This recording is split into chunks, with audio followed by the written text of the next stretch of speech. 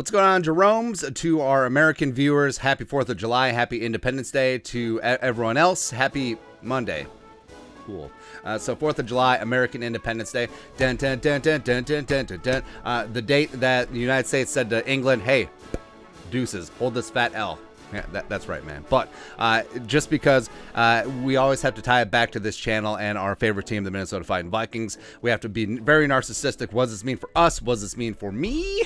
So here are 5 things that the Vikings are dun, dun, dun, dun, dun, dun, declaring independence from this season. That's right. First up, the haters and the losers. That's right. So we rally against the national media, jabroni, haircut, industrial complex all of the time because for so long, no matter anything, no matter how good you are, anything associated with the Vikings, just the thumb gets pressed down on the scale. They don't get the time of day. They don't get the accolades. They get hated on. And it's just disgusting, man. Whether it's Bud Grant's legacy, whether it's Alan Page's place in history, whether it's Jim Marshall not making the Hall of Fame, whether it's this or that or the other thing, it's just atrocious, man. It is. And the only person who can escape the gravity of the Vikings is Justin Jefferson, because if the national media treated Jefferson like he was, I don't know, like Randall Cobb, they would be like, oh, no, that's incorrect. But you look at how they treat Kirk Cousins. You look at how they downplay the accomplishments of Danielle Hunter and Harrison Smith. And then you start to see like, oh, yeah,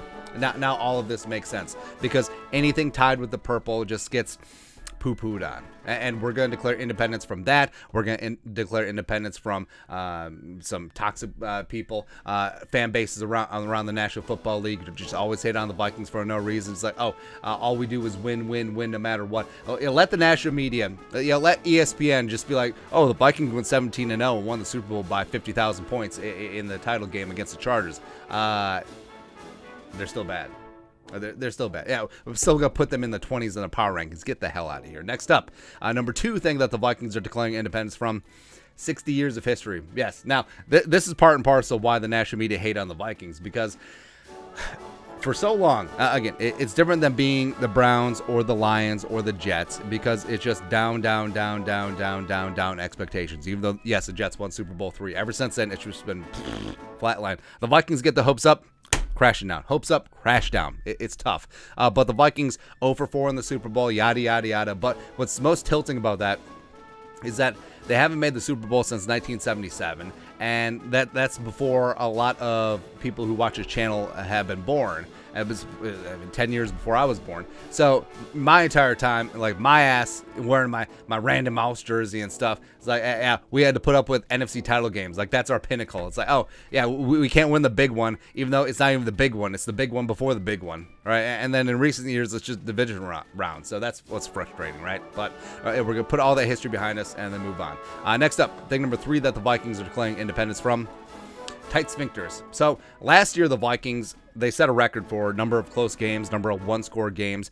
They still went 8-9, even though it just seemed like every single game they just gave it away. Give it away. Now, especially in clutch situations, at the end of games, 2 minutes left to go in the half, it was just soul-crushing.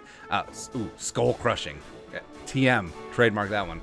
But this year, ain't going to have that, man, because when you're playing loose and fast and fun football, guess what? You get into these situations where it's high leverage and the game is on the line. You're like, oh, we're going to win, because we always win, right? Where it seems like the Vikings last year and even the last couple years, and fans are included on this, like every single time it came down to one play or one kick or one quarter, just like, oh, we've seen this movie before. How are they going to lose this? We're always going to find the banana peel, all that stuff.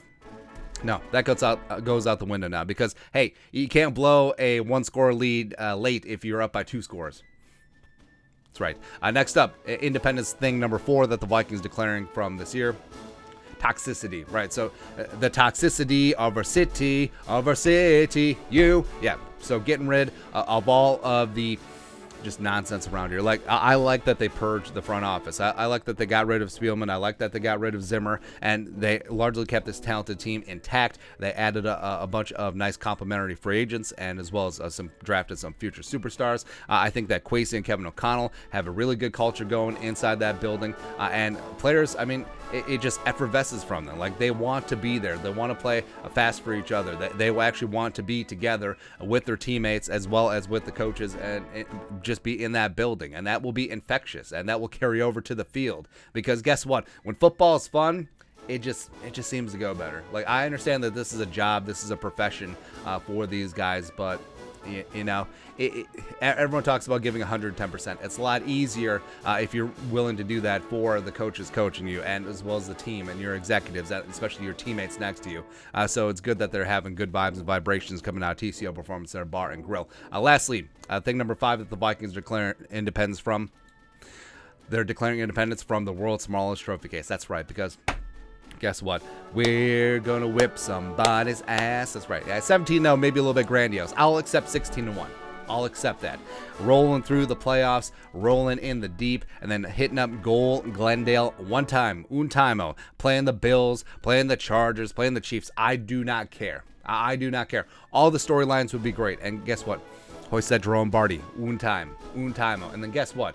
2 times. And then guess what? 12 times in the next 10 years. That's what's going to happen, man. Because this is probably the most excited I've ever been about a Vikings franchise. And trust me, like, we've been in this industry for a while. We've had to fake it for some of these teams, man. Like the, I don't know, 2011 Vikings, where it's like, Donovan McNabb, man, this is going to be it. No. Not so much. Or Christian Ponder, he's going to be the savior. No, please. But this is the year. Again, top 5 offense, top 5 defense. Special teams doesn't kick us in the nuts. You're going to be hard to beat, man. You're hard to beat, especially in depressed NFC. They get into the Super Bowl, and then anything goes. Right, just one time. One time before I die. Like, hey, I could. Hey, Vikings win the Super Bowl in February. I could kick it. Yes, I can. I'm just kicking that bucket. And they're just like, Probably not. You know, I want to live for 50 more years and then have my consciousness implanted into a robot or one of those floating heads and jars from Futurama, and we can just keep on doing this stupid show. Whew. That's right, man. That's right. But that's it. 5 things that the Vikings are declaring independence from. Let us know your thoughts and our thoughts in the comment section below. Subscribe for daily Vikings takes. Want to support the work? Put a little something in the Venmo. But until next time, Skull Production Value.